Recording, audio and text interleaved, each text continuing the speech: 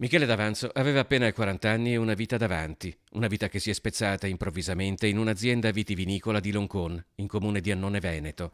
Originario di Musile di Piave, è caduto da un'impalcatura mentre effettuava dei lavori per conto di una ditta esterna, un volo di 4 metri, le cui conseguenze si sono rivelate fatali.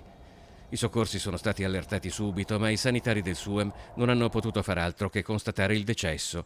L'autoambulanza è tornata vuota. Michele è tragicamente l'ennesimo lavoratore che questa sera non tornerà a casa. È una moria continua in questo territorio, in questo Veneto. Le regole ci sono ma non sono rispettate. Servono più controlli, serve più attenzione, ma nello stesso tempo abbassare la logica del profitto. Questa mattanza deve terminare. A Lonconi i sanitari hanno dovuto cedere il passo ai carabinieri di San Stino di Livenza e ai tecnici dello Spisal, chiamati a indagare sulle cause dell'incidente, verificare il rispetto delle misure di sicurezza ed eventuali responsabilità dell'accaduto. L'indagine è coordinata dalla Procura della Repubblica di Pordenone.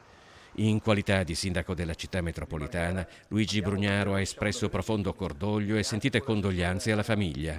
Il 2022, ha ricordato la CISL, ha registrato un pesante tributo di morti sul lavoro, 74 persone decedute in Veneto, di cui 15 nella provincia di Venezia. Il 2023 si sta presentando nel peggiore dei modi e vede in Veneto già 10 vite spezzate nell'esercizio del loro lavoro. Come sindacato siamo stanchi di fatti come questi, siamo stanchi di assistere a parole, a commozione quando avvengono fatti come questi e al silenzio totale tutti gli altri giorni dell'anno, in cui invece gli infortuni sono un elemento costante che noi spesso denunciamo e segnaliamo, purtroppo troppe volte inascoltati.